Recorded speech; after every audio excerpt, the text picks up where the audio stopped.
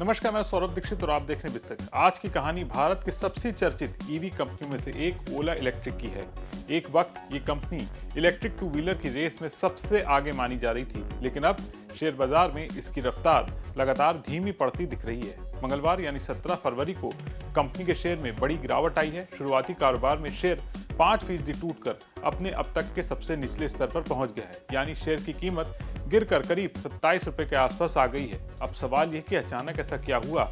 इस वीडियो में हम आपको ओला इलेक्ट्रिक के शेयर में आई इसी गिरावट के बारे में बताने जा रहे हैं। ओला इलेक्ट्रिक के शेयर में गिरावट की सबसे बड़ी वजह मानी जा रही है एक बड़ी इंटरनेशनल ब्रोकरेज कंपनी की रिपोर्ट। सिटी नाम की इस ब्रोकरेज ने ओला इलेक्ट्रिक के शेयर पर अपनी राय बदल दी है। पहले वो शेयर को खरीदने की सलाह दे रही थी, लेकिन अब उसने साफ कहा है कि शेयर को बेचो। इतना ही नहीं, उसने शेयर का टारगेट प्राइस भी आधे से ज्यादा घटा दिया है। पहले लक्ष्य करीब 55 रुपए का था, लेकिन अब इसे घटाकर करीब 27 रुपए कर दिया गया है, यानी जितनी उम्मीद थी उसका आधा भी नहीं।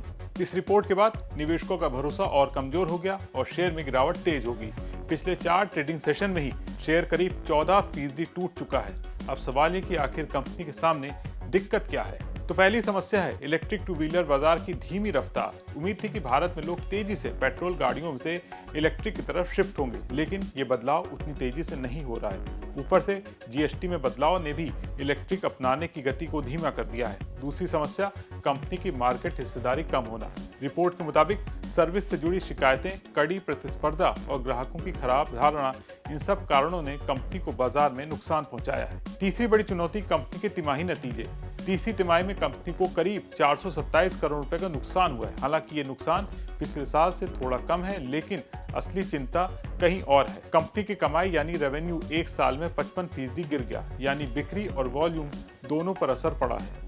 हालांकि कंपनी कह रही है कि उसने अपने बिजनेस मॉडल में बदलाव किया है और वो जल्दी बिक्री बढ़ाने के बजाय बुनियाद मजबूत करने पर ध्यान दे रही है। कंपनी ने अपनी लागत कम कर दी है, रिटेल नेटवर्क को रीसेट किया है और ऑपरेटिंग मॉडल को बदल दिया है। इसे वो स्ट्रक्चरल रीसेट कह रही है, यानी अभी दर्द ताकि भविष्य में फायदा।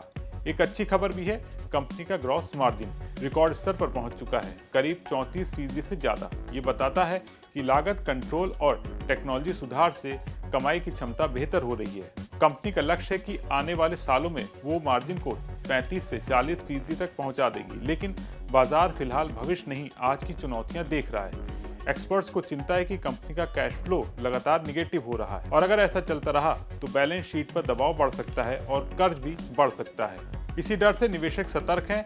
अगर पूरे साल प्रदर्शन को देखें तो साल की शुरुआत से अब तक शेयर 20% से ज्यादा टूट चुका है। तो अब सबसे बड़ा सवाल, क्या ये गिरावट अस्थायी है या कंपनी के लिए लंबी चुनौती का संकेत है। एक तरफ कंपनी सुधार की बात कह रही है, दूसरी तरफ बाजार रिजल्ट देखना चाहता है, यानी भरोसा वापस पाने के लिए सिर्फ वादे नहीं, परफॉर्मेंस चाहिए। ओला इलेक्ट्रिक की कहानी अभी खत्म नहीं हुई है। ये एक ऐसे मोड़ पर खड़ी है जहां से या तो मजबूत वापसी होगी या संघर्ष लंबा चलेगा और निवेशकों की नजर अब इसी पर है कि क्या कंपनी अपने वादों को हकीकत में बदल पाएगी या शेयर की गिरावट अभी और बाकी है। अगले कुछ तिमाही के नतीजे इस कहानी को दिशा तय करेंगे। अब ओला इलेक्ट्रिक के शेयर में ये गिरावट आगे भी जारी रहेगी या शेयर यहाँ से तेजी पकड़ता दिखेगा, ये आने वाले वक्त में पता चलेगा। आपका इस पर क्या विचार है, कमेंट बॉक्स में लिखना ना भूलें और बिजनेस जगत की तमाम बड़ी खबरों को देखने के लिए बने रहे बिस्तक के साथ।